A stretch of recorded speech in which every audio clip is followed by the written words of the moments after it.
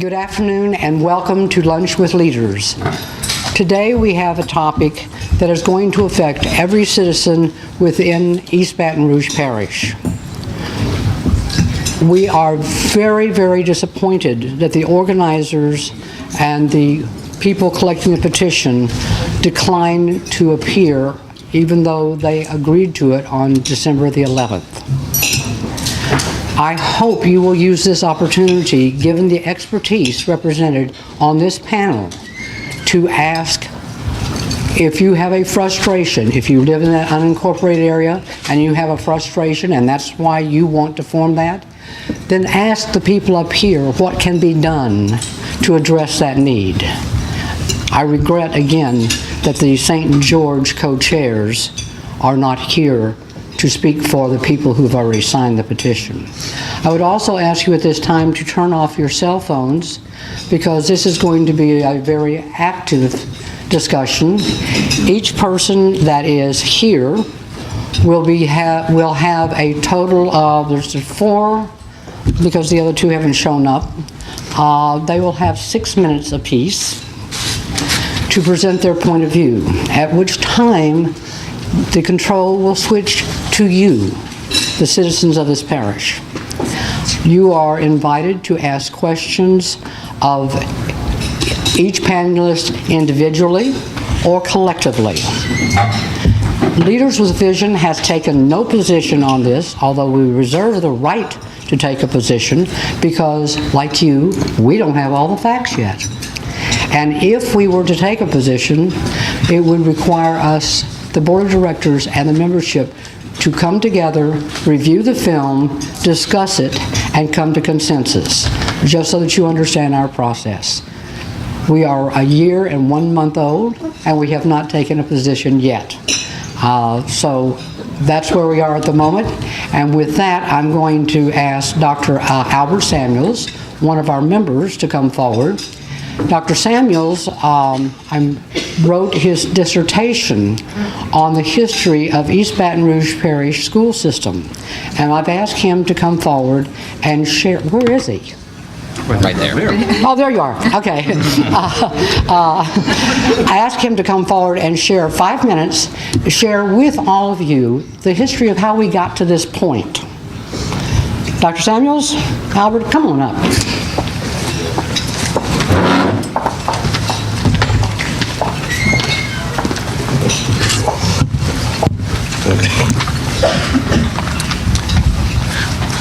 First of all, I'd like to say good afternoon, and first of all, and also Happy New Year to everyone. New Year to everyone. Actually, I'm Dr. Albert Samuels, and I teach political science at Southern University.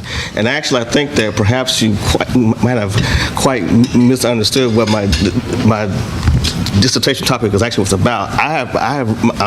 My dissertation actually dealt with desegregation in higher education.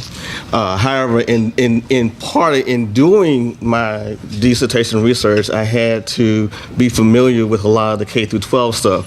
And also one of the papers that I did do as a graduate student was actually looking at desegregation in East Baton Rouge Parish. But I do have a familiarity with this particular case. Now a lot of this.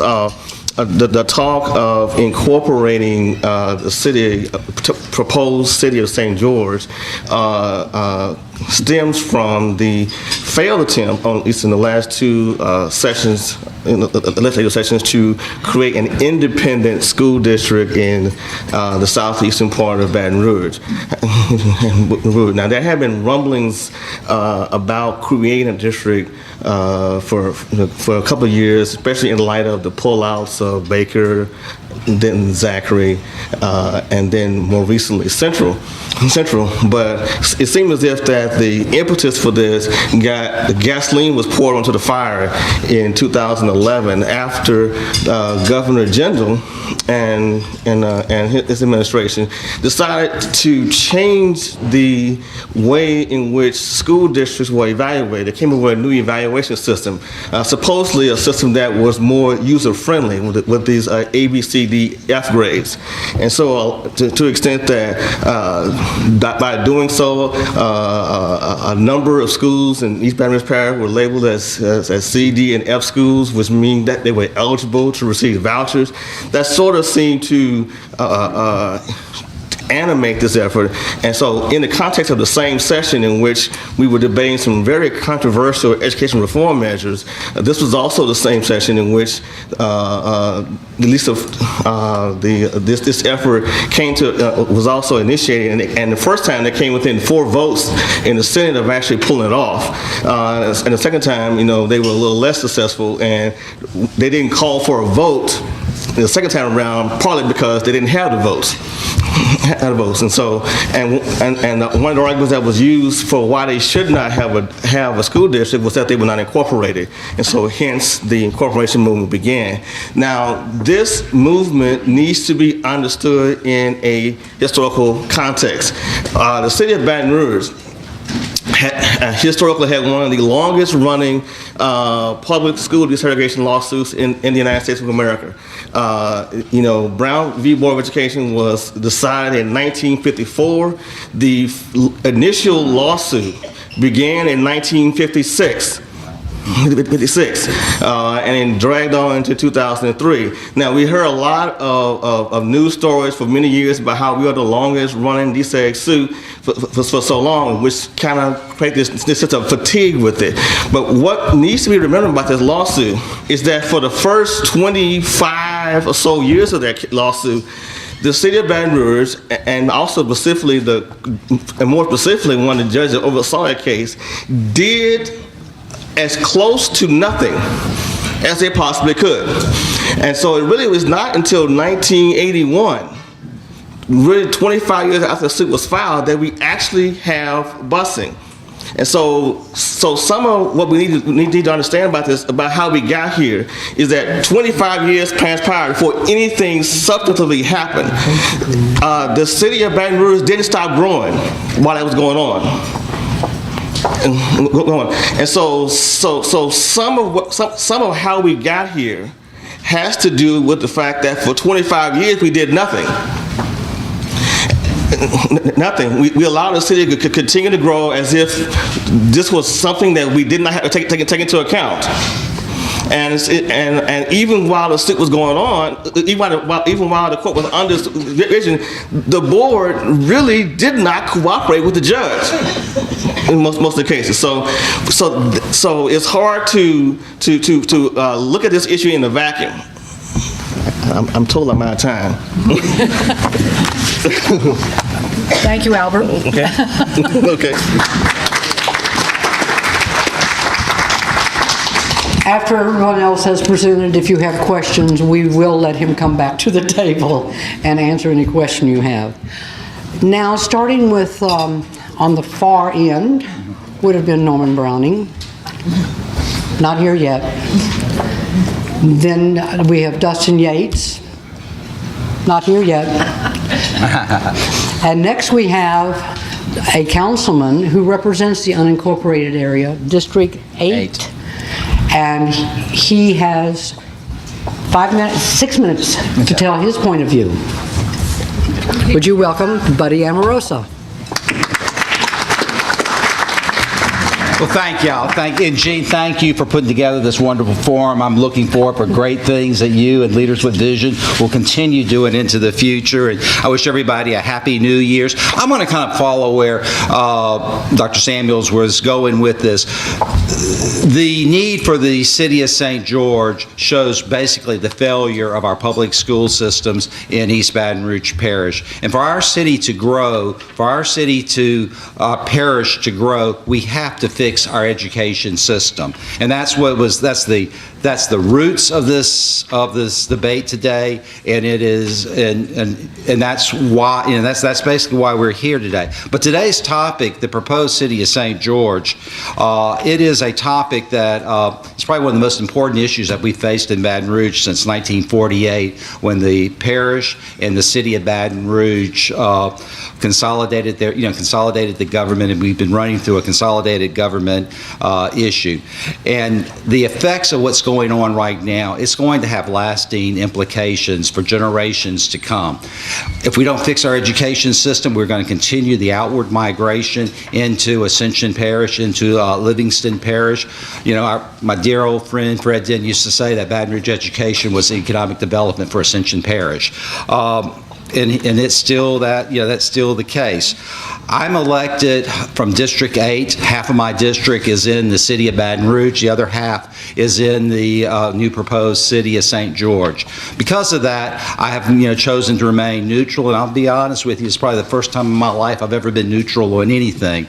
But don't mistake my neutrality, because I do believe in the process. I do believe that the people in St. George have the right to do this, and I will speak up for their rights, and I will try to defend their rights from any type of political bullying or hard-handedness, and some of the things that have happened, in the days.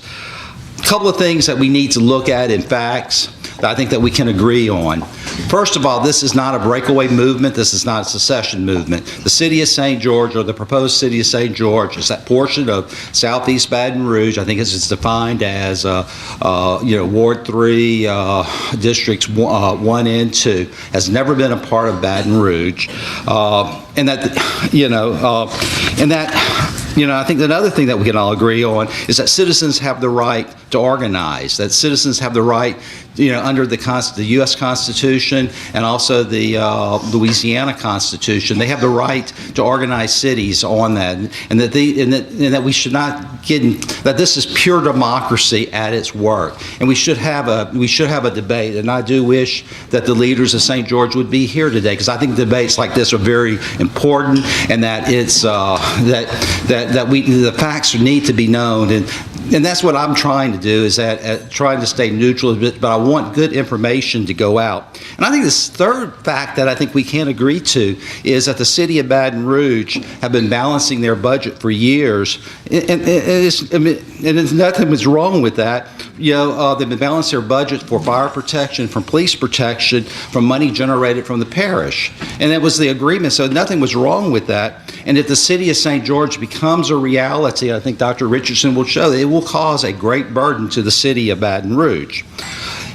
My message is clear to both the proponents and the opponents. To the proponents, I say, I ask them to supply clear information so that people can make wise decisions. I would ask them to answer the hard questions about taxation, about what are their future plans to build schools. If they do build new schools, how are they going to finance these places? I want them to be honest to the public. To the opponents, John, you and I, we've worked on a lot of great things together. John and Ryan Heck and I think we really had done some great reforms with CATS. John, I want you to help me with something else. I'm starting a new movement. The movement is Free St. George Fire Department Commissioners. Now, John, look, all you got to do is put these up in your district, I get some of these to you, and help me on this, okay, John? Because, the fire department of St. George has nothing to do with the city.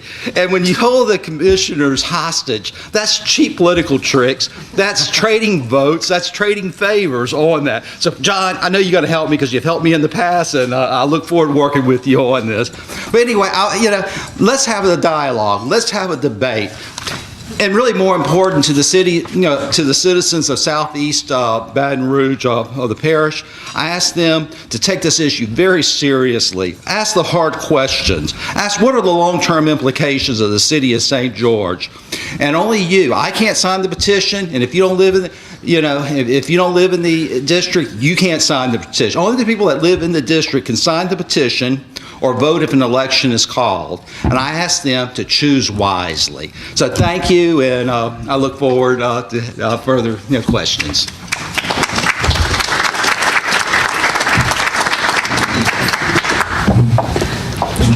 I didn't know he was going to start his own movement up here. The next person, since this is a pocketbook issue, okay? It's going to affect the pocketbooks of every person in East Baton Rouge Parish, our land values and everything else. So allow me to invite Dr. Jim Richardson up, who is an LSU economist who did a study on this, and one of his colleagues is in the audience. Jared Lawrence. Jared Lawrence, if you'll stand up. Okay, he was the assistant that assisted. Jim, come forward. Well, that's nice. Actually, Jared was the guy who wrote the report. Let's be honest.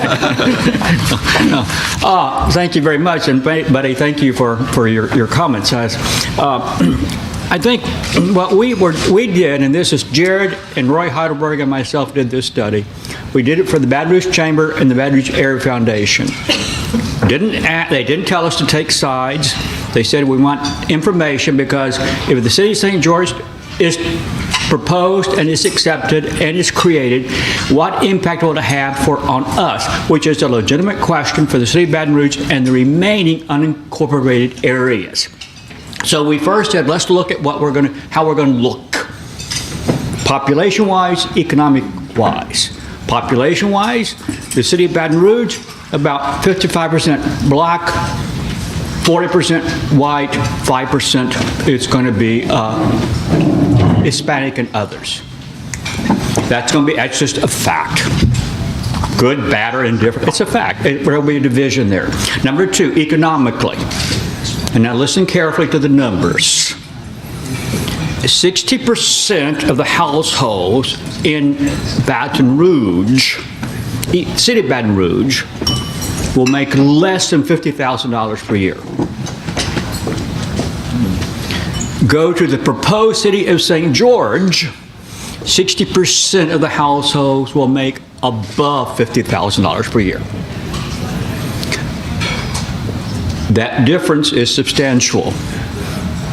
The median household income in the city of St. George will approach $90,000. The median household income in the city of Baton Rouge will approach about $55,000. A big gap. Okay. Number two, look at the numbers on the sales tax, and here is where, buddy, listen carefully, buddy, to this. Okay. You look at the sales tax per capita for the people who live in the city of Baton Rouge, it's about $348. You look at the sales tax per capita in the proposed city of St. George is about $680. You say, wow, those people pay a lot of sales taxes. But be careful. If you live in the city of Baton Rouge, where do you shop? I bet you shop at the Mall of Louisiana. I bet you go to Perkins Row. I bet you go to places along Bluebonnet. You spend your money. And what do you do when you spend that money? Do they say, well, you're from the city of Baton Rouge, you don't need to pay tax? No. They said they take your money. So your money is in that pile of money that will be in the city of St. George. Now, we don't know exactly how much. I live in the city of Baton Rouge. I don't know how much I pay there exactly. I don't keep track of my expenditures like that. But some of that is our money, if that's what you want to look at. The property tax, same way. But then you say, okay, we looked at the budget. And we say, okay, let's look at the budget. And the city of Baton Rouge has 6 or 7 types of budgets, but the general fund budget, about $290 million approximately. We say it collected $282 million in taxes. We say, okay, using the very same tax laws, how much is that, if we divide up right now, City of St. George, City of Baton Rouge, how much of that will go to the City of Baton Rouge and the remaining unconsolidated area? And how much will go to the proposed City of St. George? Well, we said, okay, our best estimate was, okay, the proposed City of St. George will get about $85 million of that $282 million. $85 million. We look at their number that they have, which they have a number, they have about 81. That's not that's not a big disagreement. So 85 million. You then back out and say, okay, we have all these expenditures. The city police, we paid for absolutely one by the city, within the city limits. It's about $85 million. Our fire district in the city of Baton Rouge, that's about $47 million. About $132 million, that is fixed money that if we're going to keep the same police, the same fire, we have to pay those bills. And then that gives us we have a rest of that, about $155 million, that will be for public works, for general government, for all the other things. A lot of that will be spent down in the proposed city of St. George. I talked to the director of public works. He doesn't devise his schedules on, okay, where are you? Where do you live? He has to, if you live down in that area, you get help too. So we said, okay, some of that can be cut because you don't need as much DPW work anymore. So some of that can be cut. So we cut that back, but after we did all the cutting and looked at all the numbers, we said, hey, when it's all over, particularly since our local governments are sales tax based, then we said it will be about $53 million short. $53 million short. Just a second. Based on a request, and this will be up to you, we've had a request from Councilman Amorosa that since what Dr. Richardson has to say about the economic impact on this parish is so essential to the discussion, he has asked that Norman Browning's time be given to Dr. Richardson. So if you agree, please clap. I didn't clap. You're like the city of Baton Rouge, you didn't have a vote. Thank you, buddy. I appreciate that. That's very nice of you. But okay, let me keep going then. Okay. And I know Norman. Norman and I did on the school system together. We've been together. We talked, and it's a very cordial conversation. Well, okay, let's just say cordial conversation. Okay, so we go back and we say, okay, we took it out and we said from our angle, if you take the current budget, the current obligations that we have, then the city of Baton Rouge and the remaining unconsolidated area would have about a $53 million hole that these gentlemen would have to figure out how to solve. Now, Norman and Vincent have said, wait, those are scare tactics. It's not really that. But I say, wait, let's be careful. We looked at our revenues. We said that the proposed city of St. George would get $85 million. That was our number. The Richardson, Lawrence, Heidelberg number. Looking at their number, they said $81 million. Not very much difference, really, is there?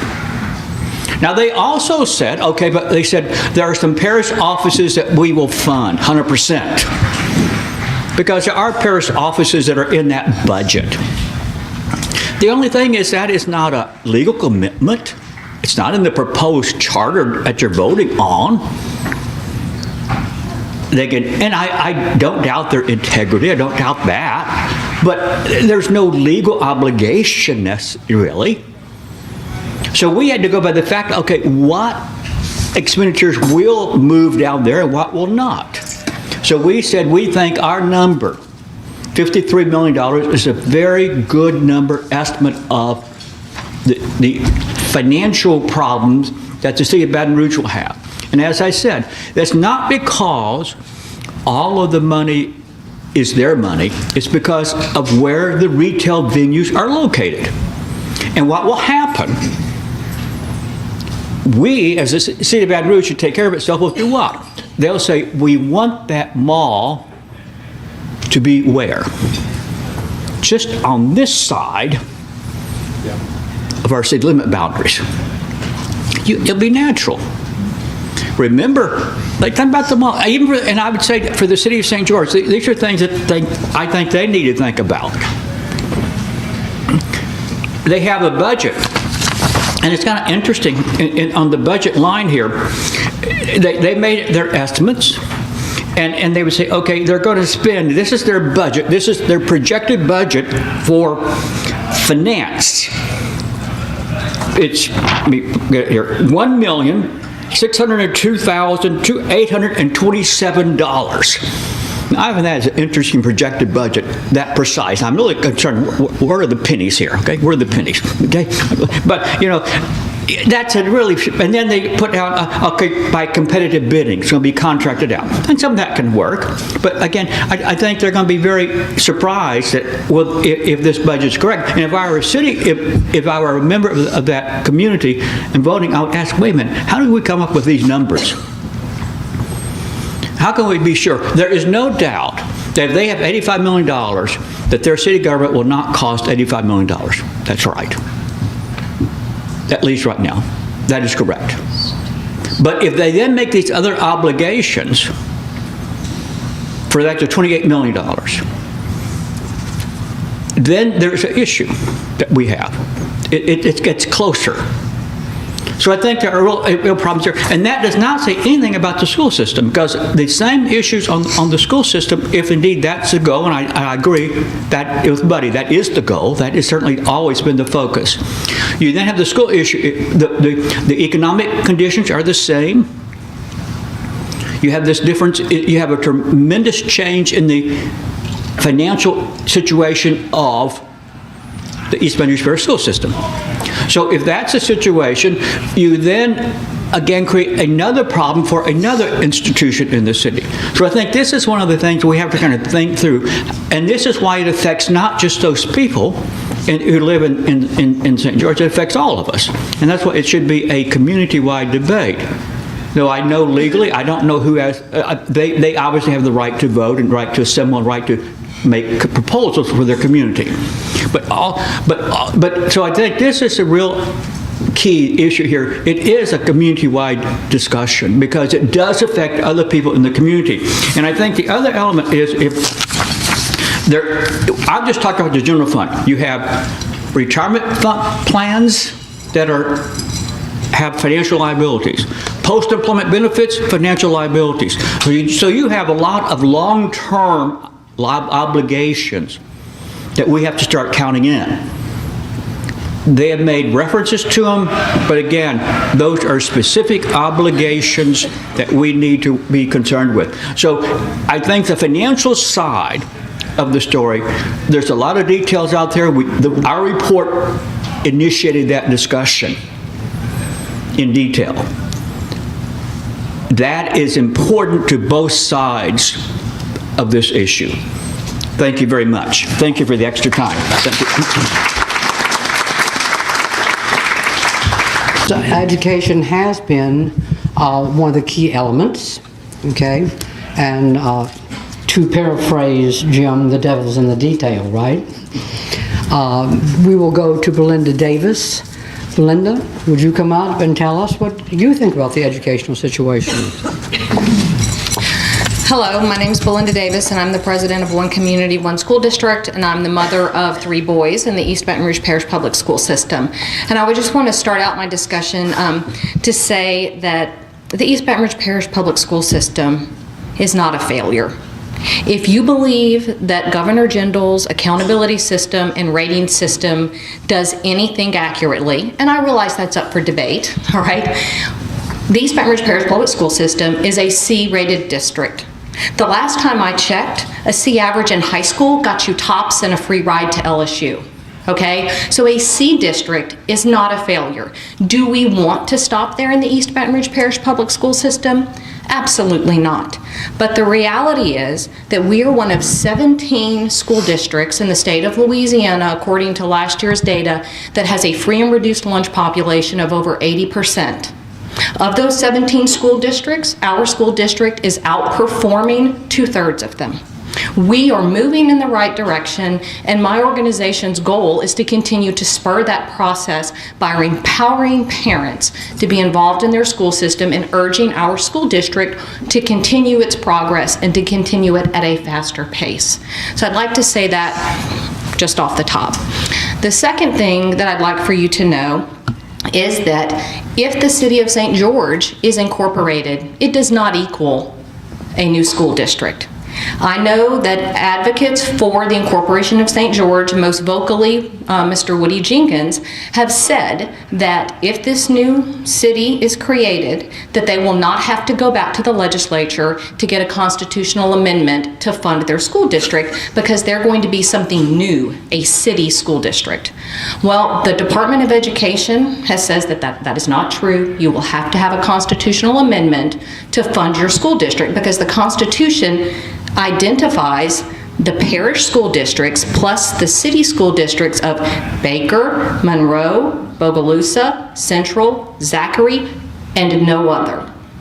No other. So the new city of St. George, if it is created, will have to go back and get a constitutional amendment passed to fund their school district. Now, what does that look like, right? Is incorporation, does that remove the hurdle in the legislature for them to get this new district? Absolutely not.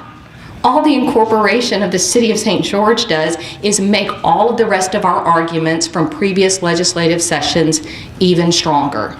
And those are, you are reducing choice among students, both in the city of Baton Rouge and in the new city of St. George as it exists, because you are reducing access to specialized programs for people inside the city of St. George, such as gifted and talented programs that some of them attend outside the new proposed city, as well as our magnet schools.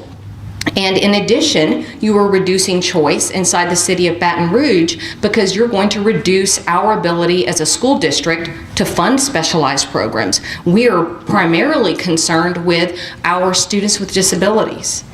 Right, one of the things we have going for us as a large district is our economies of scale, which allows us to do things like fund South Downs Elementary, which is geared towards pre-K and kindergartners with profound disabilities. Right? We can fund programs like that because of our size. So you're reducing choice both for the new residents of the proposed city of St. George and for those who reside inside the city of Baton Rouge. The second thing pertains to legacy costs. All right, the effect of legacy costs is exacerbated with this new and bigger school district. Legacy costs are the obligations that the East Baton Rouge Parish Public School System has to its retirees, including retirees who have taught in schools in the new proposed city of St. George. All right, the first time Senator White brought this to the legislature, there was no allowance for this. He intended to walk away from those obligations the same way he did with Central and Zachary and Baker and leave that left up to the reduced tax base of the East Baton Rouge Parish Public School System. Now, the only provision that is made for those is a fake provision. It relies on a formula that does not exist. And I am unwilling to bankrupt my child's education system and the other 40-something thousand students in our area on a formula that does not exist. And finally, the other argument that is bolstered by the incorporation of the city of St. George pertains to the racial imbalance and the economic imbalance that will exist between the proposed city of St. George's school district and ours. Those differences are only exacerbated. And if you followed news media accounts of what is going on, you can see that the nation is paying attention, and I can assure you that the Department of Justice of the United States government is paying attention. And I think that we as a community, the last thing that we want are our education choices taken out of the hands of our citizens and placed back under the control of the federal government, which is exactly what is going to happen if you allow these school districts to be created next to each other with vast economic differences and vast racial differences. Thank you very much for your time.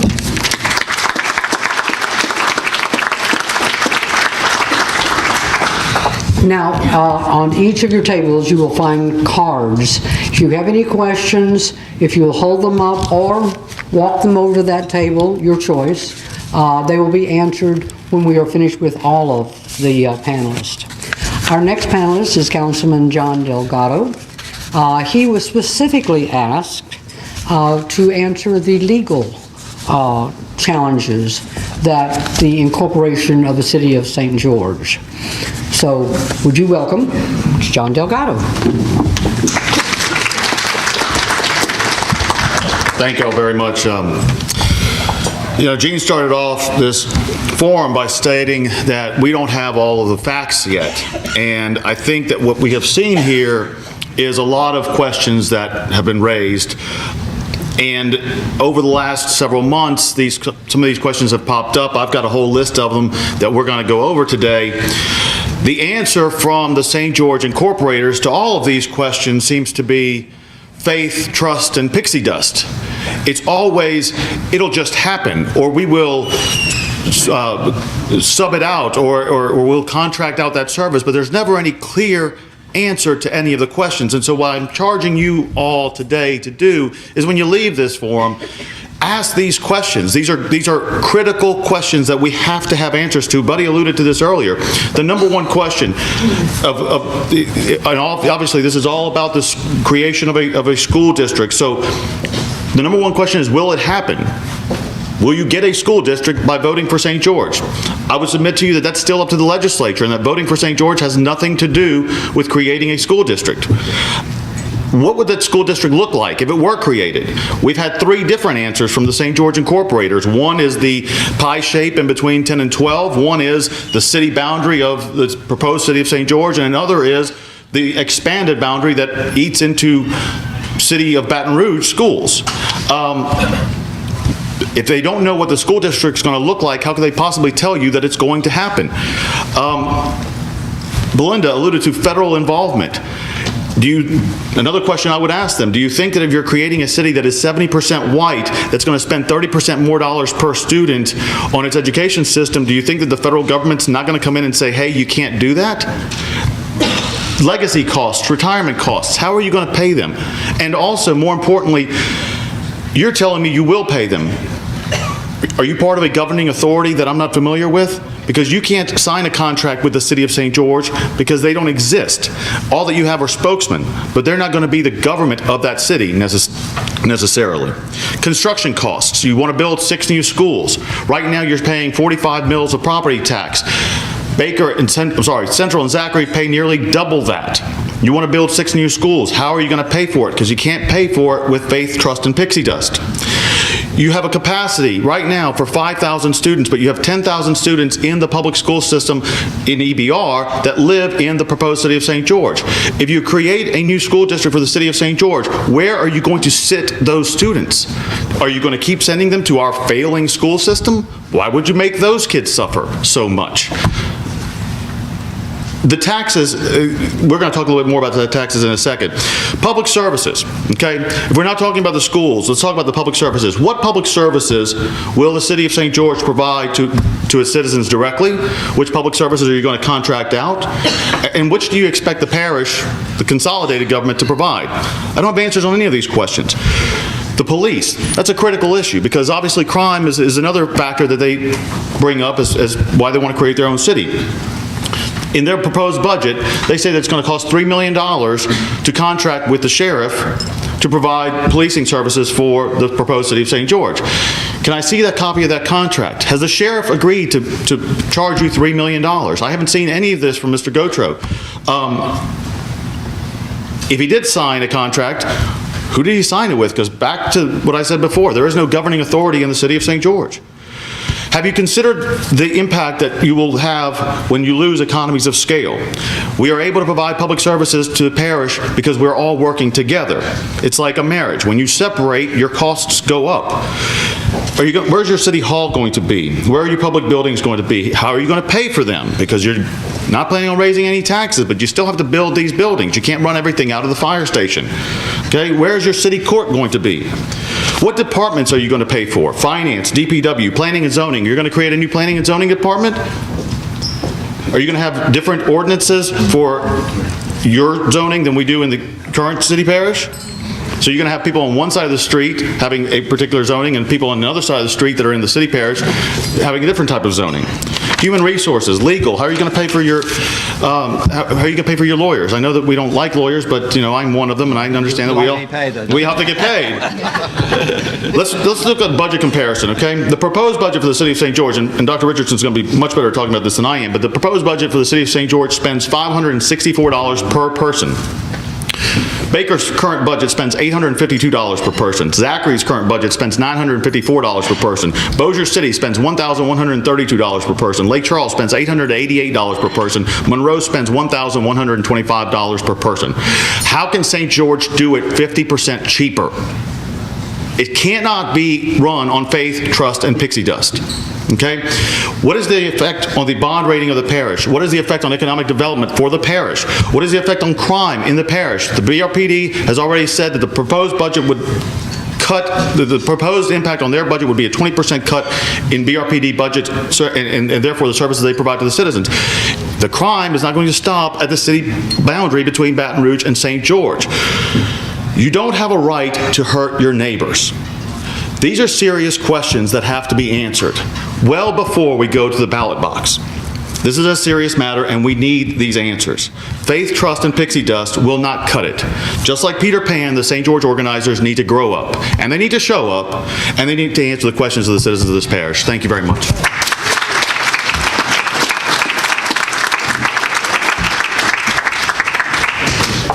Okay, now we're going to take questions from the audience. The first question, I don't see that it's directed to anyone specifically, so I'll ask it to all of you, and just tell me which one's going to grab the question. Why, since 1970, when I-10 opened and all businesses on Bluebonnet, Siegen, etc. opened, no one in that area next to the Baton Rouge city limits requested to be annexed into the Baton Rouge city limits?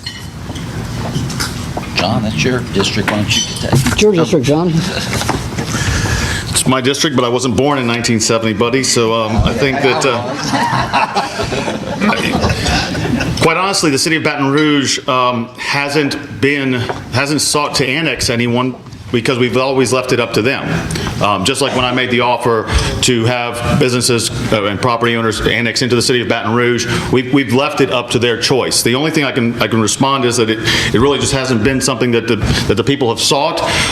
They haven't asked to come into the city of Baton Rouge, and the city of Baton Rouge hasn't tried to grab out and take parcels into itself.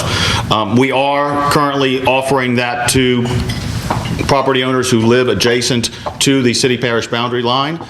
So if your property is abutting the city line and you want to become part of the city of Baton Rouge, we are accepting applications, basically. You sign a petition and we will bring you into the city of Baton Rouge. If you may have heard on TV that Celtic Studios is taking advantage of this, Celtic Studios has decided to not roll the dice with St. George and has decided to become part of the city of Baton Rouge, and that'll be coming up at the upcoming council meeting.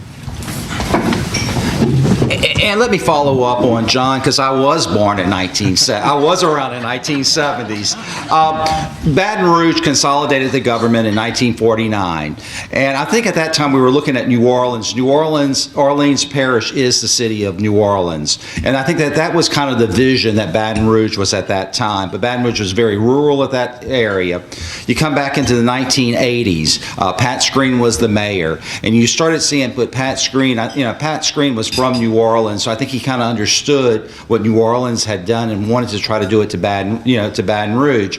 You start seeing Pat Screen beginning to incorporate areas. Scotlandville came into the city, and he started doing incorporations, in the southern part. Give an example on Coursey Boulevard. The city police is not in the city of Baton Rouge, it's in the parish. Well, why was that? Well, Pat Screen envisioned all of that area being a part of the city of Baton Rouge. Well, there was a city council member at that time, Darrell Glasper, who filed a lawsuit against the city of Baton Rouge. This is the Darrell Glasper lawsuit, which basically said, city of Baton Rouge, you stop incorporating in basically predominantly white areas because you're doing, a dilution of vote. So, and the Glasper suit went on for almost 10 years, and then I think it was in the it was probably about the late 90s that it was actually settled. And so that they were not able to incorporate these areas because of this lawsuit. But then down there is another really just kind of a nasty little secret. is, the proposed St. George is Ward 3, I think it's District 1 and District 2. If that area said, we want to be in the city of Baton Rouge, the city of Baton Rouge would say, no, thank you. We cannot afford to provide you police protection and to bring your fire stations up to Class 1. So that, really we don't have the money to be able to bring, to incorporate all of Southeast Baton Rouge and provide adequate, city police protection and fire protection. And that's why Baton Rouge has not been like Orleans Parish, because once you expand the city limits, you also expand your expenses. You heard? Okay. Next question. Why are the minority areas of the St. George Fire District carved out of the proposed boundaries of the proposed city of St. George? I'll answer. The boundaries are preset. It's, as I said earlier, it's Ward 3, District 1, District 2. They did not gerrymander those boundaries. Those boundaries are what they are. And I would just say, that my understanding, and I don't know that any areas have been particularly carved out, my understanding is that they took the largest tract of contiguous unincorporated parish and created a city out of that. So their boundary lines take in, basically, you could take all of this land here, all of this is unincorporated part of the parish. If there's little islands of, pockets of unincorporated part, for example, there's a pocket off of Burbank by Jennifer Jean, it's in my district, and it is an apartment complex, and it is not in the city limits, hasn't been in the city limits, never was, never will be, apparently, unless they want to join. And so we can't reach out and grab that to create a city of St. George, because it has to be one contiguous piece. And they just took the largest contiguous piece. Let me ask the follow-up question then. What happens to Town Center? I can take that for sure. Town Center, if Town Center chooses to be annexed into the city of Baton Rouge, they could. But for right now, Town Center remains an island. And even if St. George is incorporated, Town Center would remain unincorporated Baton Rouge. I want to say some little kind of anecdotes. When my daughter was in 4th grade, for whatever reason, she wanted to be homeschooled. And my wife is a school teacher, and after 1 year of homeschooling, she decided she wanted to go back to school. But she was taking Louisiana history and trying to study about parishes and about Baton Rouge in particular. And it's pretty complicated when you have a 9-10-year-old, you have East Baton Rouge Parish, you got the city of Baton Rouge, you got Baker over here, you got Zach. So I described it to her in these terms. I said, it's like a piece of Swiss cheese. I'm Italian, so we relate everything to food. It's like a piece of Swiss cheese. You got holes here. Those holes, the big hole there, that's the city of Baton Rouge. The little hole here, that's Zachary, and this is Baker here. And that was the way that she still, when we talk about the parish, Swiss cheese. So there's a lot of holes in our parish of non-incorporated areas. Okay, this is a question for Dr. Richardson. Is your study available online or for distribution? It's available online. It would be Baton Rouge Chamber. The Chamber would have it. Yeah. The Baton Rouge Chamber has it online, and it's open public document. Yes. Okay. Second question is a follow-up. Has there been a detailed response to Dr. Richardson's report on the concerns raised? Well, there's been a response, and there was a response that I referred to in my statements that first it was described as scare tactics. Number two, they said no, the number is not 53 million, but it's only 14 million that the city of Baton Rouge would lose. But that's all the details I have on that. Yeah, your report's kind of long, and that's why I was asking about the detailed response, not just mudslinging. No, there's no detailed response. No. Now they did respond. There were certain taxes And they said, well, we have a disagree with that tax there. We disagree with this tax. They've had that type of response. They disagree. But they've not done anything on the expenditure side at all. Okay. You know, and if it's true, if it's a what was your $53 million hole in the budget, or if they're true, it's $13 million. $13 million is a huge hole. It would be hard for John and I to fill. Let me say at this time that since we could not get the co-chairs of St. George to participate, we reached out into the community to various known figures who, prominent citizens who support the creation of St. George. And when I asked Mr. Jenkins, Woody Jenkins, since he appears to be a proponent of this, if he would be willing to be on the panel and discuss St. George, he said that he could discuss Central, but he did not have the detail for the city of St. George. However, it was in his newspaper, and at that time, Mr. Jenkins was offered the opportunity to bring a copy of his newspaper for each and every person in this room. Did you turn that down? He hadn't showed up. In fact, I kind of got in trouble with the board. There's, why are you letting him have free publicity? Because we want you to have all the facts. But it is Mr. Jenkins who did not show up with the newspapers. It is not a lack of us trying to seek the information. What are the perils of basing 80% of the city's budget on sales tax as proposed by the proponents of the city of St. George? Let's have Jim answer that as the economist. Well, this is an issue not just for the city of St. George, but this is a local government finance issue. If a local government use a sales tax, it's extremely mobile. For example, one of the elements we're going to face in this city, and the city of St. George will face too, if Livingston Parish gets Jubin Crossing developed, which they will, maybe a year or two down the road, what will happen to the money at the mall? It will go down a little bit. Why? Because we now use some of the people from Livingston Parish will come over here to shop. Well, they won't have to come over here to shop because they'll have shops closer to them. So sales tax for local governments is extremely volatile. At one time, Buddy and I can remember, the place to shop was where? Cortana. Bon Marché. I'm sorry. Even 3rd Street. Bon Marché. Yeah, exactly. Now, is that where you go now? No. Most of you don't. You go to the Mall of Louisiana. Well, in 20 years, it may be someplace else. It may be in the city of Baton Rouge, or if the city of St. George is created, it may be in the city of St. George. Who knows exactly where it might be? Or we might decide we just like online is much better. Yeah. So there's a lot of alternatives. So in that sense, right today, but if you try to project out 20 years, it's a tough game.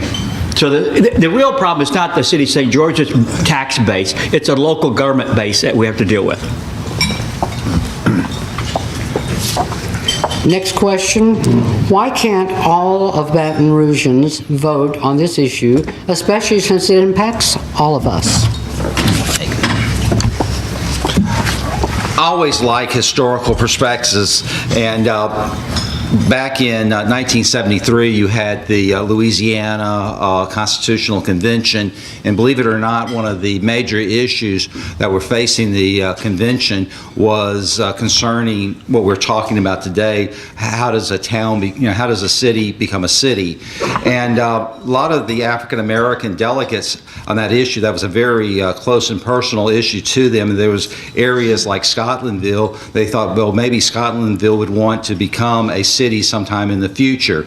So one of the compromises that was in the 1973 Louisiana Constitution that was actually written into the Constitution that said that a city could organize under Article, I think it's Section 42, don't hold me to that, of the revised statutes, irregardless to the parish charter or the home rule charter. And that's what Central used when Central became a city. Now, there were some people that lived outside the city of Central, and John would know this. But, John is one of the smartest Tulane attorneys I know. But there was a lawsuit. It was Duvall versus Starnes, and that some residents that lived outside of Central said, "Well, we're going to be affected to this. We should be able to vote on this." So they filed suit against the city of Central. Well, the courts upheld the Constitution of the state of Louisiana, saying that only people that lived inside the city of Central had the right to vote for that city. And in fact, it was even to the point that they awarded legal fees to that the plaintiff had to pay the legal fees on this case here. So Duvall and Duvall versus Starnes has been upheld by the by the Supreme Court. So yes, when you start saying that everybody should be able to vote on it, what you're saying at that point in time is that we need to go change the Louisiana Constitution, which we always have that right to do it. But it's interesting that the original, the original intent of this was to protect, small clusters that want to become a city, and irregardless to what that parish said. So that argument has been made. It has been upheld by the courts, and and that's what the current law is. It's not new law. It goes back to 1973.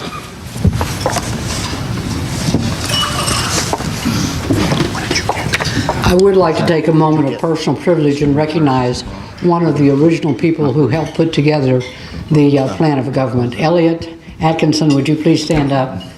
It's a little broader.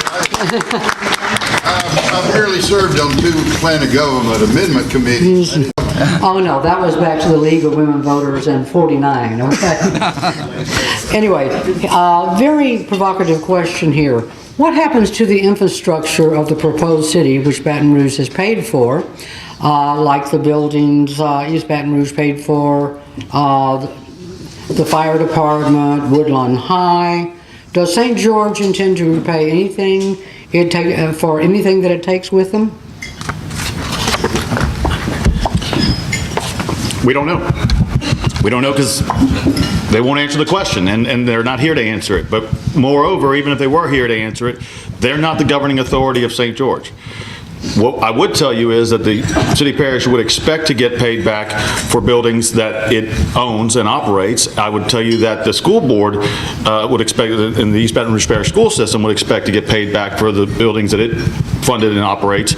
And all of that is part of the legacy costs that are not right now determined.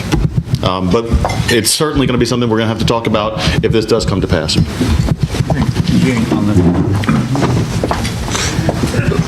We have some experience from the school districts that were created, the Bakers, the Zacharys, and the Centrals. There's no doubt that what happened in those cases, they got certain buildings, the buildings in their districts. They got certain school buses.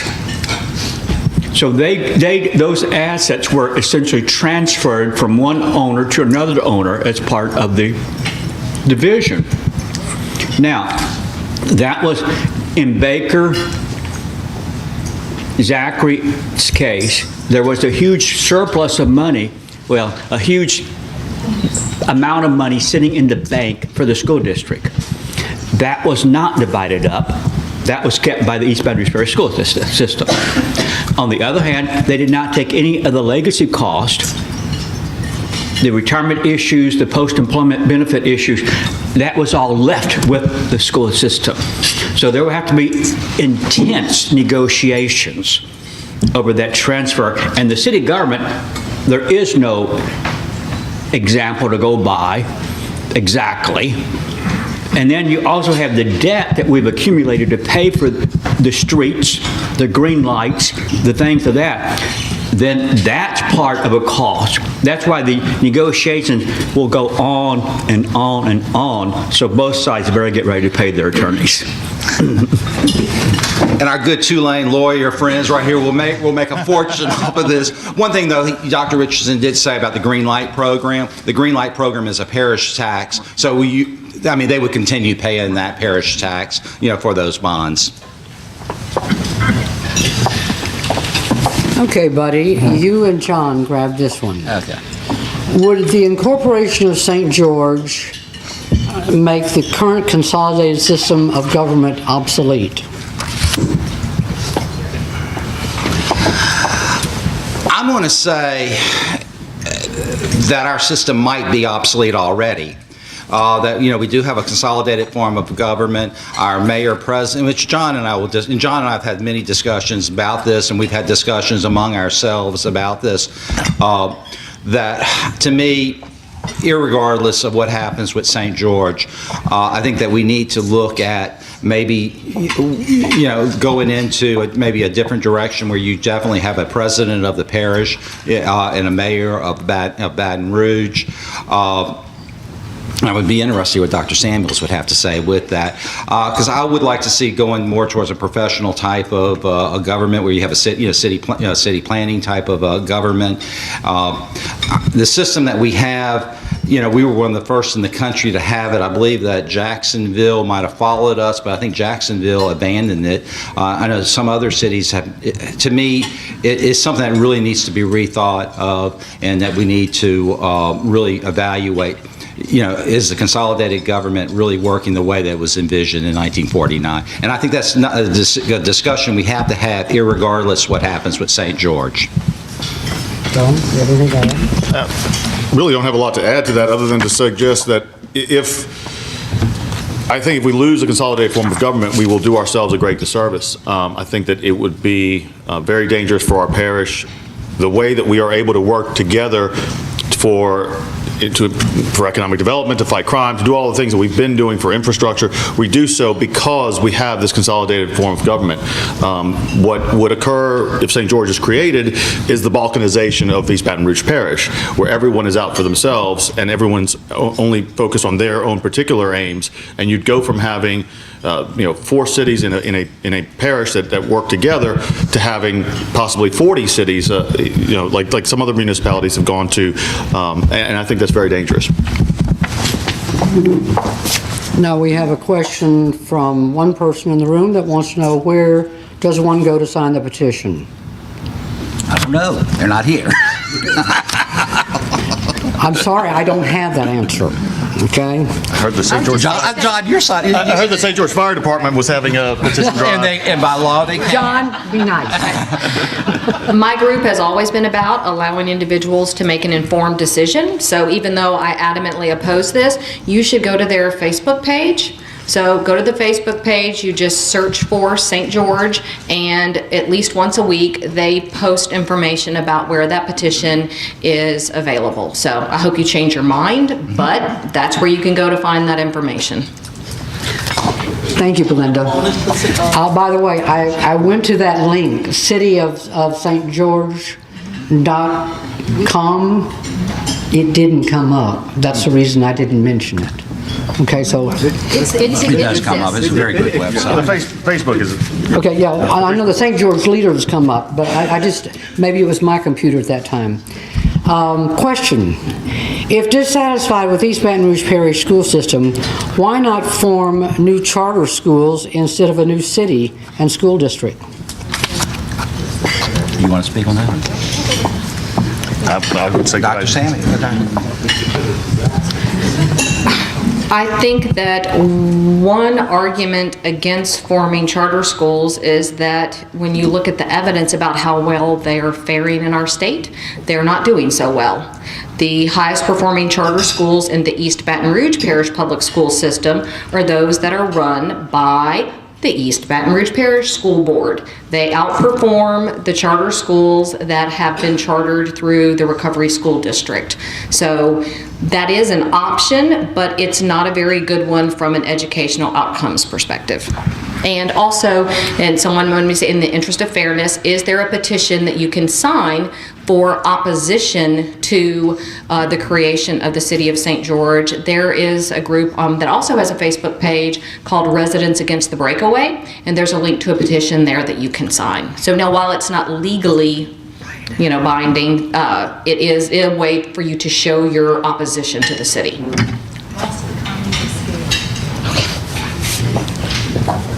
What happens to the sales tax passed and dedicated to the East Baton Rouge Parish School System?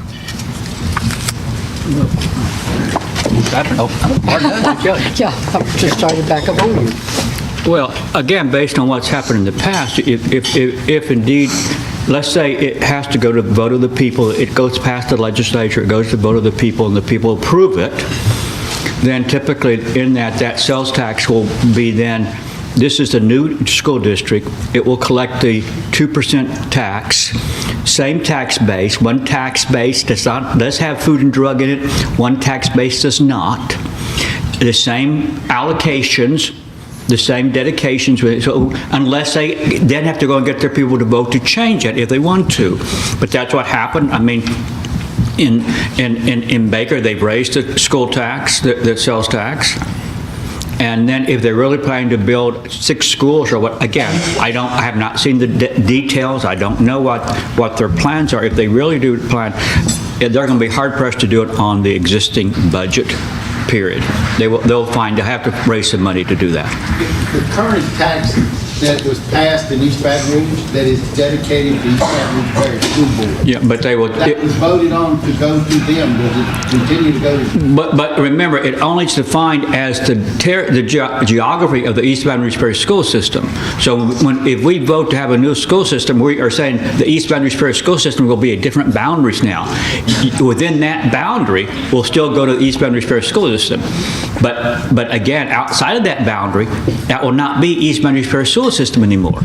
That will be a new school system. And the way the vote will be, it will go to them as such. You disagree, Louis, or you? Okay, well. I think if people pass the tax dedicated to a certain source, that remains because that was what was voted on and that is what was in the document that we voted. Those tax dollars go to a particular. But maybe they'll make. Legally, John? I believe he's correct. Yep. You put it in the law. Okay, now, I think, Belinda, you and Jim are going to be on your feet on this one. This is a cascade of questions that have to all be asked so that you can feed one into the other, okay? It is my understanding that there are no schools in the area of the proposed city that is outside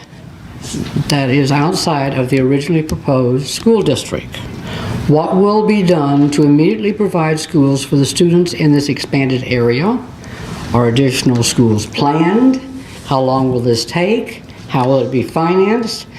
And will students in St. George be ineligible for Baton Rouge High and magnet schools?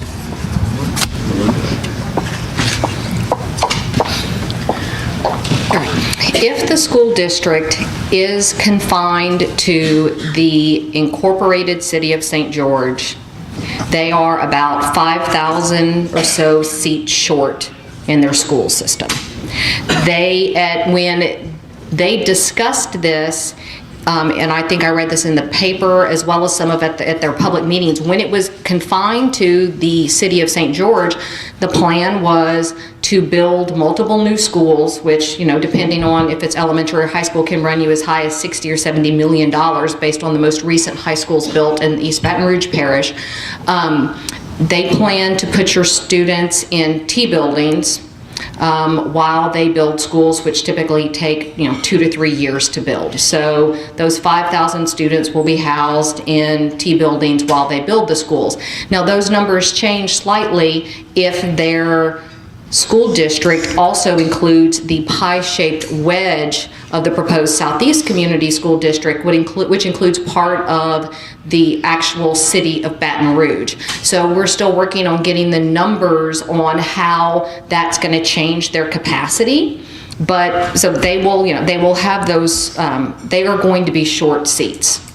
That is without a doubt. As far as access to magnet schools goes, in the language that established the proposed Southeast Community School District, which will have to be amended to include all of the incorporated area of St. George if it happens, students are grandfathered in only to Baton Rouge High and Woodlawn High. So if you have high schoolers that are attending those schools, they can remain in those schools. So if you live in the proposed City of St. George and the proposed Southeast Community School District, you will not have access to any of these schools that are inside the East Baton Rouge Parish Public School System, which includes all of our magnet schools. Now, it's very important for you to listen, because what the proponents of St. George will say is that the only group keeping those kids from being able to cross district lines and go to the magnet schools is the East Baton Rouge Parish School System. But that argument is actually just a straw man, because there is no way for the East Baton Rouge Parish School System to justify giving up seats in its magnet school for residents that are not included inside its school system. Most of those schools have very large waiting lists. And so it is irrational to say that we're going to allow taxpayers inside the East Baton Rouge Parish School System to take a back seat to students that do not live inside the district.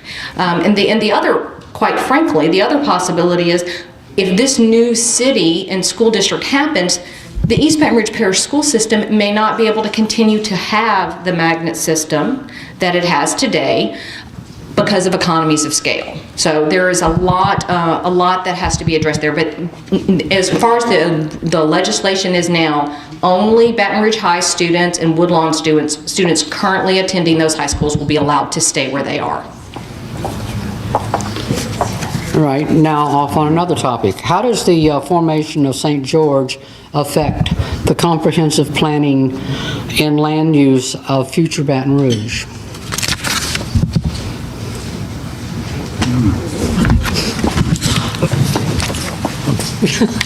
All empty chairs over here. That was one of the things that one of the questions that I raised. Again, we don't necessarily have an answer for this question, but would it be affected? I think certainly yes. Planning and zoning would be another one of those departments that the new city of St. George would have to create, and they would then be able to be in control of their own zoning and land use destinies. And so if they chose to do that, they would certainly do so.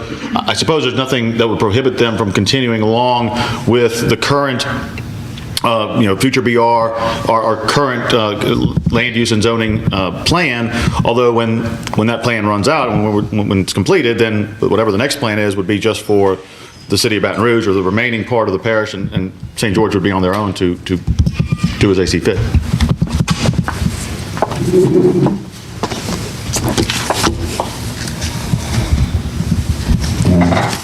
Thank you.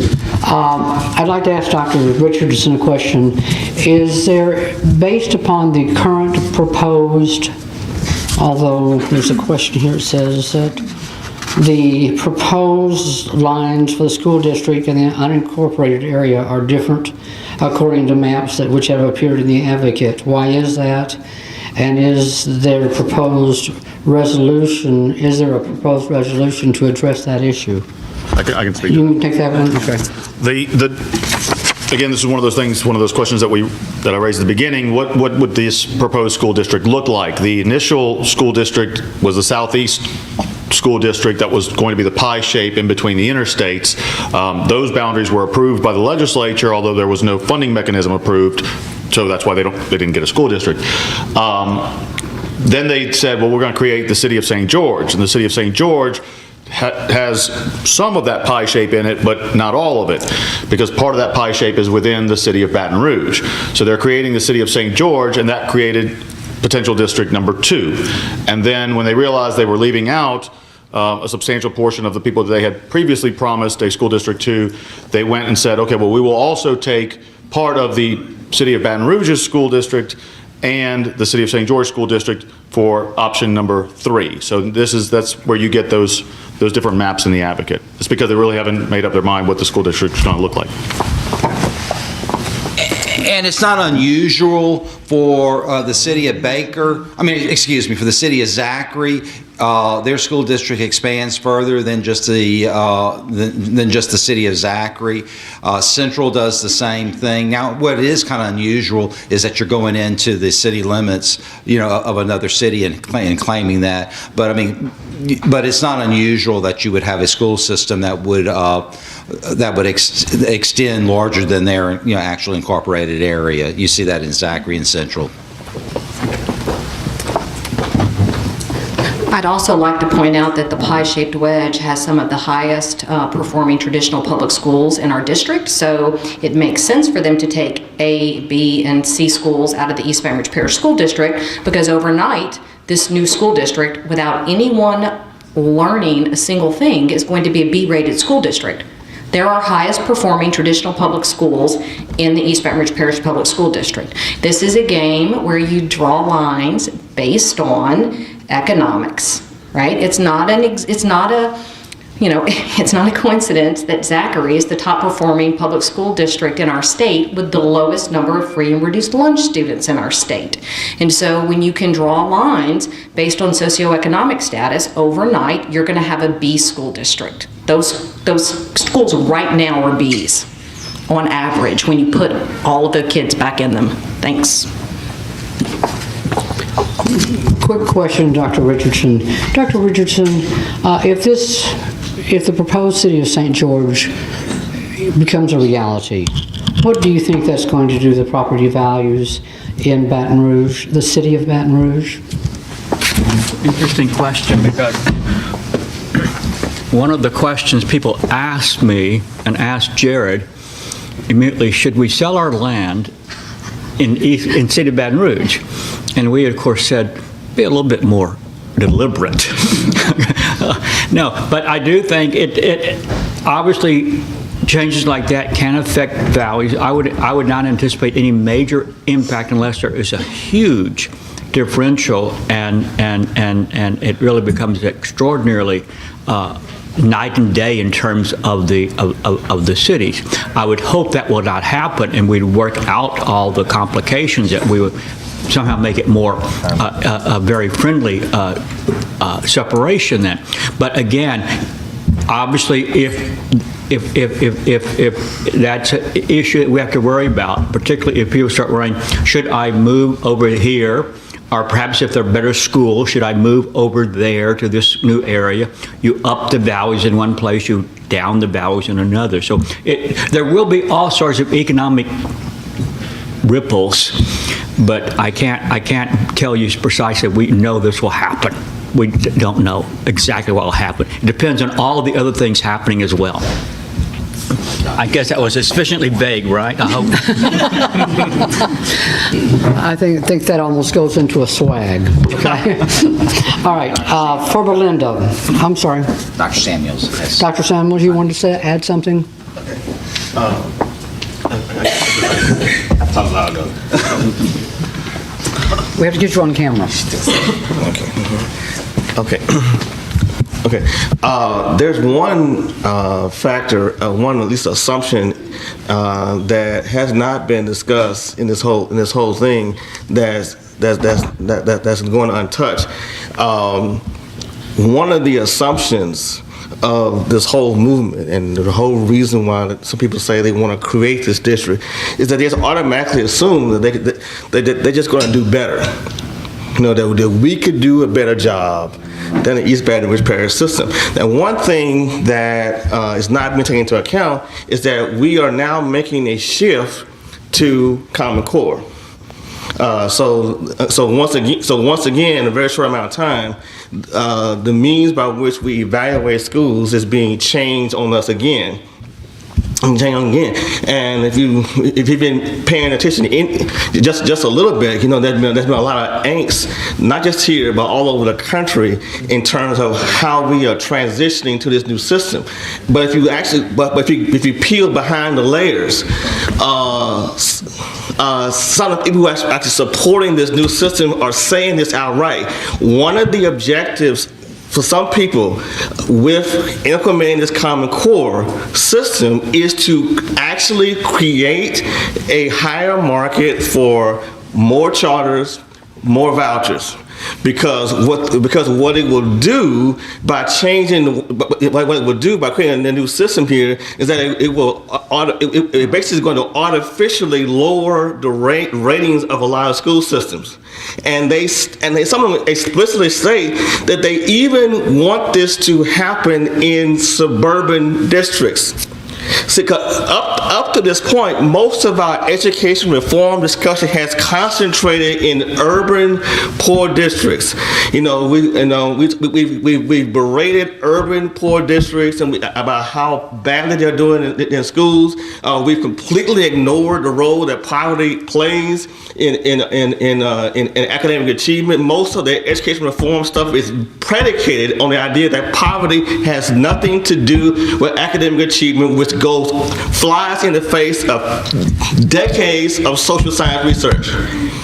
But what this attempt is now to do, some people actually argue that they even want to undermine the confidence of upper and middle class people in their school systems.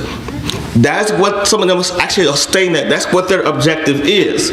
And actually, some of you who are opposing this are in suburban districts. Arne Duncan made a political gaffe a few months ago, which is when a politician actually says what's actually in mind. When he made the comment about these suburban moms who are all of a sudden find out that their schools are not as good as they thought they were, and then he had to backtrack. But actually, he revealed he actually gave away the game. And so I say that to say is that while there's a lot of transition, in addition to all the other unanswered questions, they're assuming that if they get the power to do this, that they're not going to be rated as one of these failing systems. And what I'm saying is that the whole goalpost is being changed specifically by Common Core. And it's actually the objective of Common Core for some people to actually make our public schools look worse. Because by creating the crisis, they can then say, well, obviously public education has failed, so we need to privatize it even more. So that's all I'm saying. They're assuming that they're going to be able to run a big system. I'm suggesting to you that may not be the case. I can only add one comment. There's not supposed to be profit in education. There's supposed to be dedication. For Belinda, does a charter system allow for the same benefits of economics of scale as a traditional public school system? Well, do charter schools allow for the same economies of scale? Well, no. All right, so, and you can see that quite clearly in the percentage of students with disabilities that charter schools serve. Charter schools, when you look at the evidence across the state of Louisiana, it looks like they are serving smaller percentages of students with disabilities, in particular when we get into the serving students with extreme disabilities. So serving those students is incredibly expensive. The other problem with charters is the way charters in our state are funded. A charter school in each district is given the average MFP from that district. Okay, so what that does, though, in a city the size of East Baton Rouge Parish, we have lots of students that are on the tails of our distribution. We have kids that are getting extra money for gifted and talented because they're extremely bright. And then we have a large population of students with disabilities. Both of those groups get extra funding from the state of Louisiana. So what happens when you give the charter school the average is that they are actually getting a disproportionate share of money for serving what we would call an average student without having to serve the children on the extreme, which just makes it harder then for the traditional public school to serve those students. And so charters, and also charters actually, the problem with them is they make the argument that, well, they're not going to harm a traditional public school because, well, you're having to serve fewer students, so you're saving money. Well, that assumes that children that are going to charters are not drawn from all over an entire district or across multiple schools. Public school systems are only going to save money with charters if they can close down entire classrooms inside a public school. But when you're taking 10 students from multiple grades from this school, 10 students from multiple grades from this school, the savings that are supposed to be associated with charters are never actually realized. And this is not a Louisiana problem. This is a national problem that is well recognized, that charter schools do not save public schools money, traditional public schools money. They actually cost them money. 2 more questions, and then I'll invite you all to join Leaders with Vision, and we'll conclude. There are no schools in District 3 except Arlington School for Special Education. Does this mean all students south of Airline be bused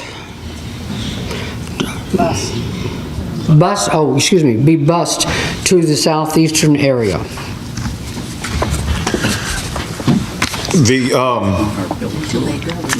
Basically, there are no public schools located within the proposed school district that are south of, I don't know if Airline's right, but certainly not south of I-10.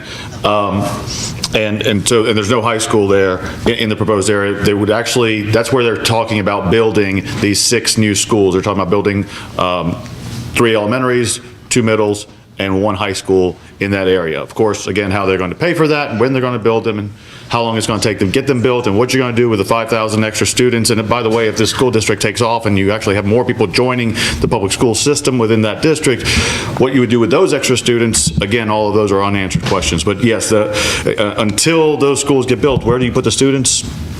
No idea.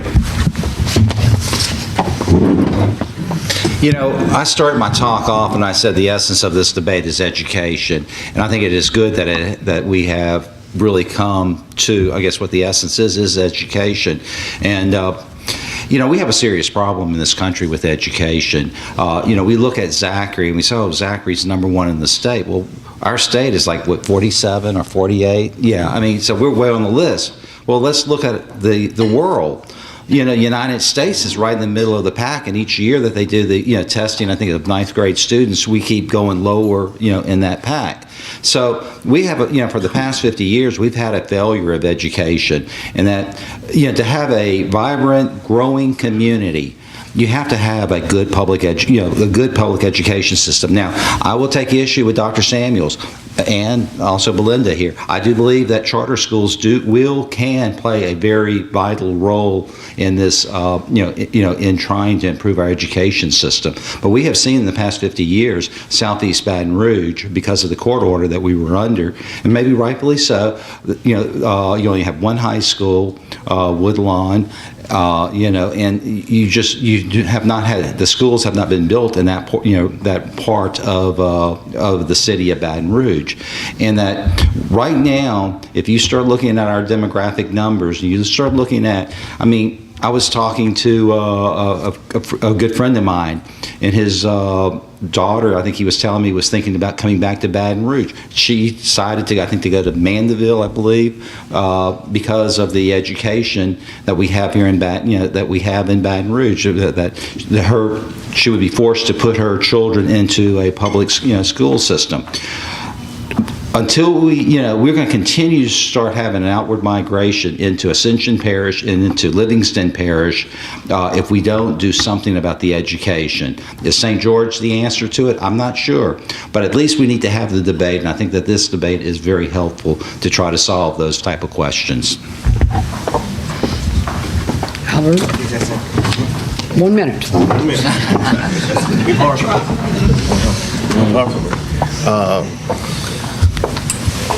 One of the reason that there are no public schools, I think it's south of West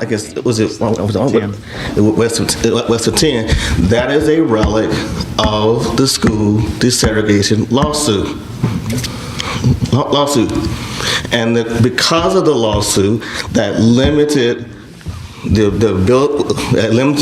ability of local government to put schools there, because the local government had defied Brown versus Board of Education for decades.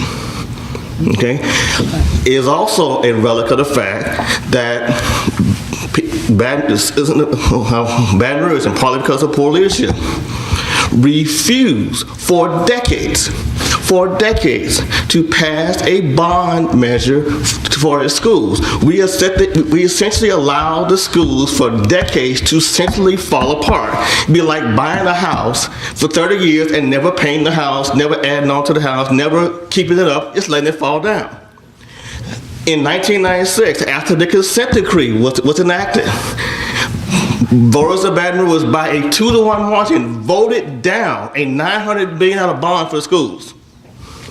And now these people in these areas pretend now they do not understand why we don't have the schools in our areas that we wanted. We made decisions over the last several decades that have brought us into this situation, and now we pretend that we don't understand why we don't have the schools in our area. We are now paying the consequences of decades, not just in education, but in transportation. We studied a loop for 50 years and haven't built it yet. And then we can't understand why we're stuck in traffic. We have made decisions over decades not to invest in ourselves. And then we pretend that we don't understand why we're in this spot.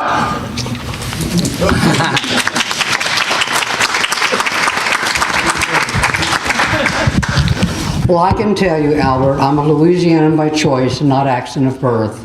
And I am very proud of it, but I will say this. State of Louisiana citizens need to demand more accountability, planning, and vision from our elected leadership and from our business leadership and our labor leadership. You don't get out of it either, Lewis. But it's up to us, the citizens, to make that turn. Now for the final question. Have the proponents of St. George considered emergency response times, critical infrastructure, key resource impacts on the population for special needs population? You want to try that one? For example, the elderly. I'm sorry. So for example, the elderly. There's some things that would not change if the city of St. George became a reality. First of all, if you live in that area, your first responder would be either the St. George Fire District or the East Side Fire District. That's how it is right now. Also, EMS is a parish-wide tax. They would continue paying their taxes for EMS, so they would have the same EMS service. Since this is our last question, John, what was your term? Faith, hope? Faith, trust, and pixie dust. Wonderful statement, but I think there's a lot to faith and trust to that. Can I just comment on that, on those services? Yes. One of the things that will likely have to happen if the incorporation occurs is that our mutual aid agreement between the city of Baton Rouge and then what would be the incorporated area of St. George would have to be examined. Right now, if your house is burning down and a firefighter from the city of Baton Rouge can get to you faster than the St. George or the East Side Fire Department, we aid that homeowner. And according to the firefighters, that occurs at about a 6-to-1 margin. So for every 6 times one of our trucks goes into the unincorporated area, there's 1 time when the unincorporated trucks come into the city. And so right now, that service is provided to the unincorporated area from the city of Baton Rouge for free. And so those kinds of things are going to have to be addressed. Mutual aid may come with a cost now where it does not right now. And just real quick, she stole my thunder on the mutual aid because I think that's a very significant issue. And I just want to say this question, just like a lot of the other ones we've heard today, are very important questions that they definitely need to be asked. And again, I charge you all when you leave here to ask those questions. But specifically to this, will they still be able to provide the same services that they're providing now? Would volunteer fire department, or not, it's not volunteer anymore, but the St. George Fire Department, would they still be able to provide the same services? In theory, it'll be the same firemen, the same trucks, the same locations, but they're still working within a budget, and obviously their budget numbers leave a lot to be desired. They've been written on the back of a napkin somewhere. When at the end of the day, their when own budget right now, their own dedicated tax. No, but I know. But for the entire, I understand that. But for the entire, when it's all consolidated into one city government, they're going to have to provide the same services, but they're using one pot of money to provide them. So are they going to be able to provide those services and still be able to build a school and still be able to fix a road and be able to pay for the police protection to the sheriff or whoever they're paying for those services? Will they still be able to do that? That's a very legitimate question. I think we need to get some answers from the folks from St. George. And without raising taxes, yeah. Oh, and the other thing, just to tag on, John, and we'd like transparency. If we don't have transparency going in, how can you expect transparency once the vote is taken? On that note, I'm going to close and say, if you enjoyed this and you want to show your appreciation for our courageous presenters who did show up, please give them a warm round of applause.